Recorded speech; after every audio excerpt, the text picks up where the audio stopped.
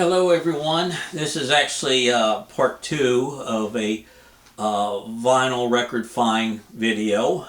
Uh, if you haven't seen part one, you may want to watch that first, so you can get the big picture, the complete picture. The first part I discussed some of the Gotti box sets you find at thrift stores, particularly Reader's Digest and the Longines Symphonic Society. And I gave an argument of why you shouldn't just laugh at them and overlook them, because you actually find some good sets, which I showed on that video. This part are just a stack of records I found at the thrift store, and before I put them up in the library, shelf them, I just want to show you what I got. And like I said, thrift store vinyl record shopping is very cool because you get an eclectic taste of music if you're very open to things, okay? It's just not the, grandma and grandpa records. You can really find some cool stuff. So in all genres of music, jazz, instrumental, popular, whatever, rock even. This first record, this was actually sealed. I don't know if it was resealed, but the seal was is kind of loose, not tight, like coming from the record label. But this is on the Verb label after it was purchased by MGM. Volume 2, The Best of Wes Montgomery.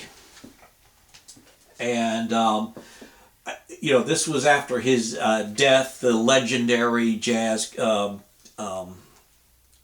guitarist, Wes Montgomery. I always put the T in, okay? So this is a Volume 2 Best of here. And it's in beautiful condition, with the original inner sleeve.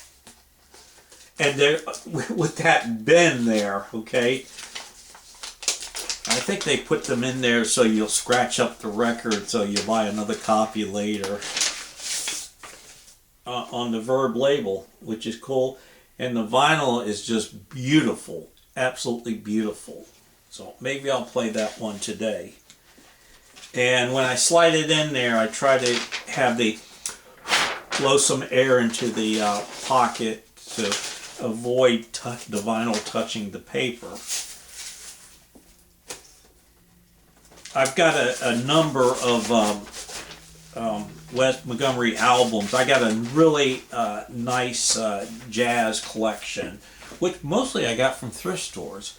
Okay, into the rock, Dave Mason's first album, Alone Together, and this has a kind of a weird gatefold. It comes out like that, and then like that. And it's a blue thumb, and some of you in the vinyl community may know what that means. I'm not going to detail on the list of songs, and some credits are right here. The cover kind of a little bit battered, but the vinyl's in excellent condition, beautiful. And it contains one of his best known songs, Only You Know and I Know. But I would imagine the entire album's great, You don't have to be a radio song. A song doesn't have to be a radio song to be great. Because radio couldn't play everything. They missed a lot of great music. So that's why the albums were so important. So I'm looking forward to hearing that. I've got a number of his albums already. I've always enjoyed them. Back to jazz. I'm not going to say this artist's last name because I would butcher it. So I'm just going to hold the cover up. But this artist is a legend in the jazz, early jazz music. He was a major figure, but he only had a short career. and had some personal problems, and he died young. Um, and you can Google his name if you want to learn more. You can see the name there, and you can understand why I will not pronounce it. And this is a Columbia 6i release. The big, I'm not going to pronounce it, Story, Volume 2, Bix and Trim. And it had wonderful, and a lot of albums back then did have excellent liner notes about the artist, what they're playing, and all that. So this record needs a good cleaning up because it's very dusty, but condition-wise, it's good. Once I clean it up, I'll play it, and that'll be great. Jazz Again. This is I didn't even know that Dave Brubeck recorded an album with Jimmy Rushing. And this is it. Okay. Found this one for 20 cents along with the Bic album. Okay. Union Mission.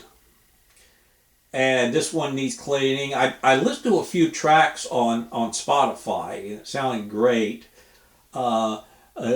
Jimmy Rushing, of course, the great blues drunk shouter artist. And we all know who Dave Brubeck and the quartet is. So good combination of talent there.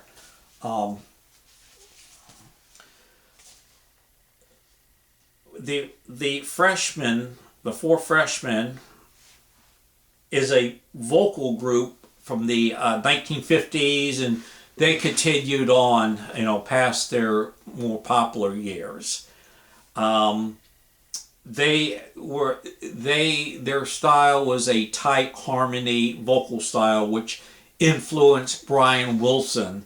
From what I read, the first album Brian Wilson got was The Freshmen and the Trombone album. I wish I had it to show you, but this is a later follow-up to the Trombone albums. Okay, so that is cool, and the vinyl's in really good condition as well. In fact, this is a import pressing from England. Cool artwork too,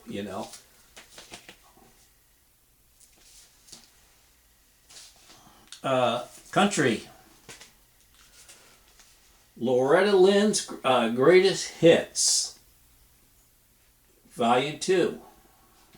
And Loretta Lynn, of course, myself, along with a lot of other people, she's considered one of the great women country singers and artists, and she wrote a lot of her own stuff as well, so I put her up there with Dolly Parton, Tammy Wynette, the Mount Rushmore of women country singers, and I would put Patsy Cline on the top where George Washington is. Loretta, her voice still sounded Southern, South, but she had excellent range and control. I'm not a voice expert in singing, but all the elements were there. Patsy Cline had the same thing, but she was a better crossover because she didn't have that twangy, Alabama accent. She had more of her voice had more a kind of a city sophistication. So she was more of a crossover appeal because of that. Women and men from New York would dig Patsy Cline because of that. Loretta, although she did cross over, primarily was her audience was country. Okay, not quite as big of a crossover because Patsy had a number of songs that crossed over to the popular charts. Conway Twitty and Loretta Lynn, the famous duel of country music. along with Tammy and George. Of course, Loretta and what's the dude's name? Conway Twitty. They weren't married, but they had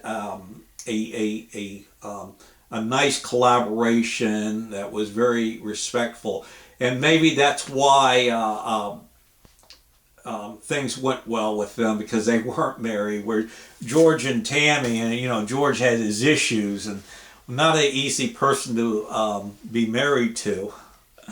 But boy, what a rascal character George was. He's sort of like the Keith Richards of country music, as far as the wild life. David Forsell and Shelley West. Now, I'm not familiar with Shelley, but David Forsell, I'm not quite as familiar, but he's the brother of Lefty Forsell, the legendary country music artist. Okay, so I got this album. I listened to it, and it's produced by Snuff Garrett, who produced people like Jerry Lewis and the Playboys, Sonny and Cher, a lot of other people in the 60s. And this is pleasant. It's nice, but it's not adventurous, okay? But I enjoyed it. It's nice to have in the collection. Okay, moving on out of country. This was the French conductor, Paul Morar. My French is bad, so you can see the name there. He turned the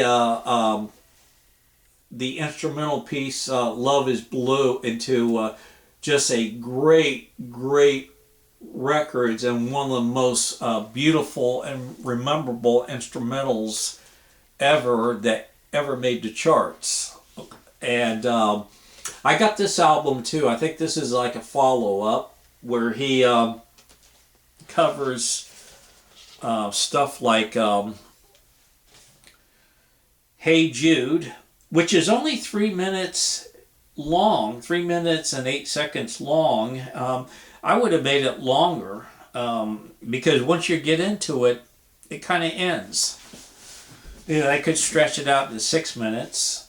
The Chitty Chitty Bang Bang. Eleanor, the Turtle Song. I Say a Little Prayer, the Burt Bacharach composition. Abraham, Martin, and John. Paul had put out an album of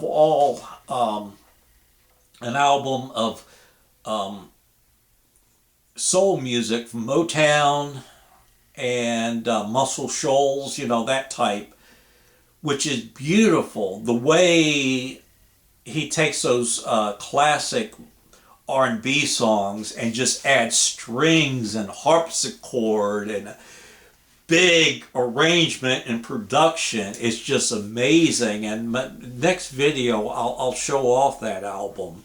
It will not make you change you over to those versions, but it's just a nice perspective, another outlook of the great R&B classics that made the charts. Okay, Brenda Russell.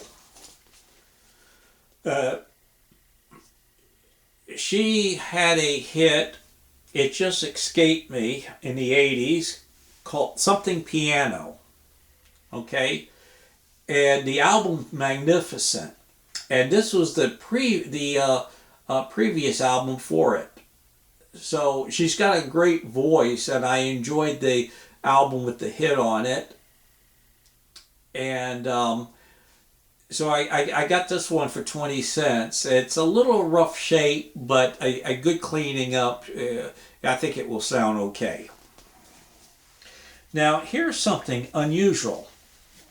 And I've got this album on an import here, but this is, Frank Sinatra, I think his first Christmas album, Jolly Christmas, came out in, I don't know what year, in the 50s. But this is a reissue on 180 gram vinyl, which I found at a thrift store, and I've seen it in the racks for the 180 gram vinyl at like Barnes and Nobles and the independent record store.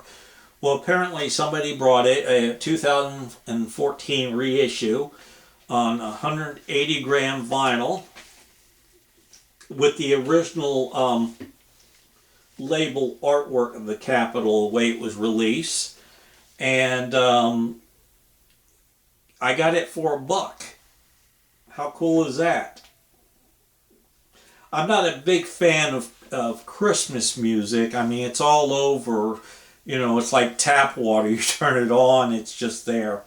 But this was interesting to have, and I wasn't going to turn it down for $1. I'm not going to pronounce this guy's name, this artist here, but he's a new age music artist, and the first Grammy ever won for a new age album was the album, the follow up to this album.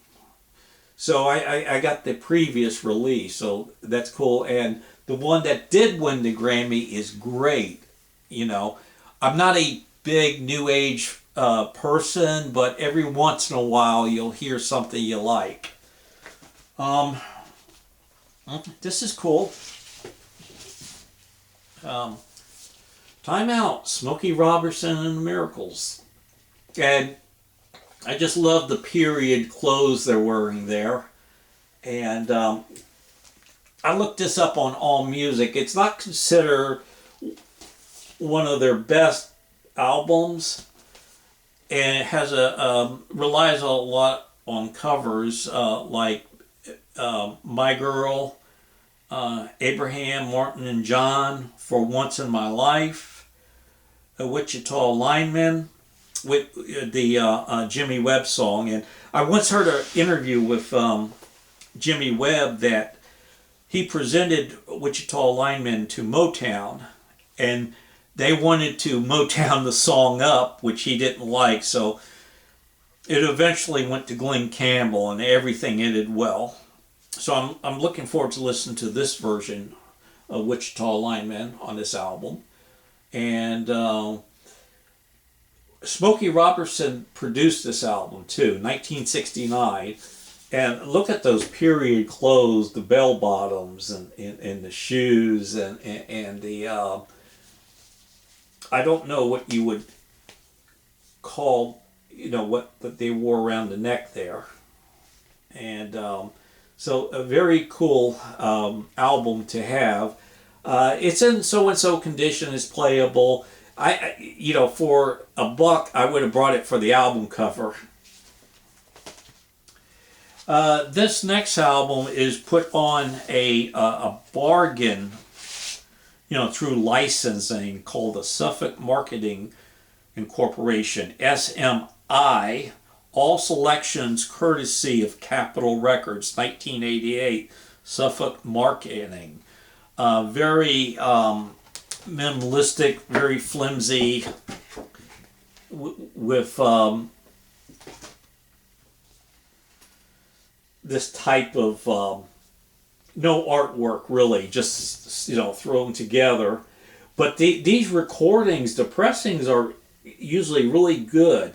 So I've got a number of Les Paul and Mary Ford albums, but this one, a best of collection, has 20 songs, and the vinyl's in excellent condition. So looking forward to listening to that again.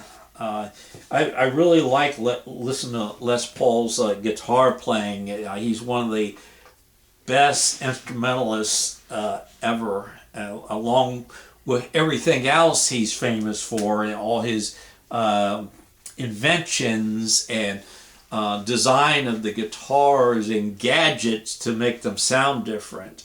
It's just amazing. Ian Thomas, I never heard of him. And I think somebody wrote with a magic marker. It looks like a magic marker, but it could be part of the artwork, but he looks like a convict, somebody in prison, and that's his outfit. And everyone has a number. Open it up, credits, lyrics, the usual stuff for that time, the backside. Now, I never heard of him, and I saw the cover at, thrift store, so I Googled him, looked him up, and he had a minor hit, and he's a Canadian artist. He's more popular in Canada. So I Googled him, looked him up, and he had a minor hit that entered the American Top 40, like number 33, as high as it got. Painted Ladies. So I listened to him, and I thought, this is really good. And I sampled the entire album. So I got the album, and his music is very, there's one song on here. It sounds like America. If I told you I was playing an American song, by the band America, you would believe me. It sounds very familiar as America's early 80s hit, This Could Be Magic.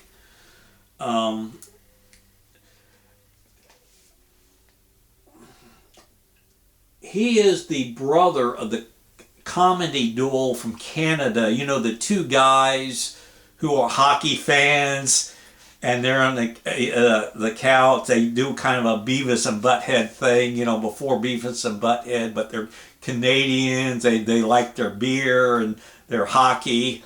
I forgot the comedy's name, but you know what I'm talking about if you're into that. So he's the brother of one of them. And he's still active and still produces music, but he is much bigger in Canada. This is an excellent album. He had a good voice, good songwriting, good melodies. So something unique to add to my collection.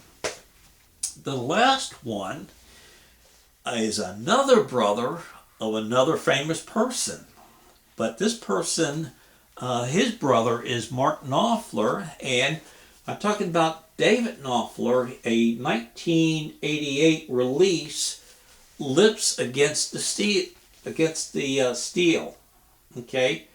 And, of course, David was a member of Dire Straits, and he left the band as the group was just starting to record their third album, Making Movies.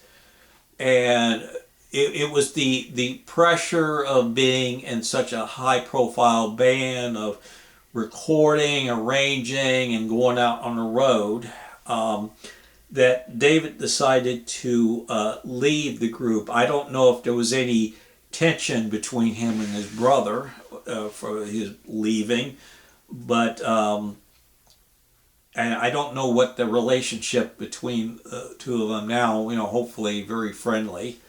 I haven't gone enough YouTube stuff and read enough to know, but David went on to release a number of albums himself. Although he was not commercially successful, he was still a good musician, good writer, produced good albums, as if it indicates on this one.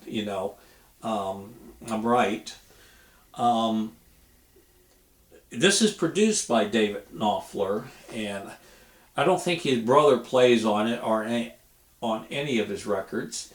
And he has a very sound like his brother in the structure of songs and his voice and approach. Excuse me.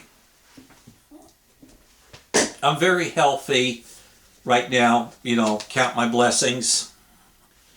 And the only thing's kicking in now is the hay fever I get this time of year. The scratchy throat and then coughing. Not coughing, but scratchy throat and sneezing, I meant to say. So that's coming along normal now. Everything's blossoming, so we got a lot of pollen in the air. Anyway, this one has a loan for promotion, not for resale sticker back, which you see sometimes when you buy used records. So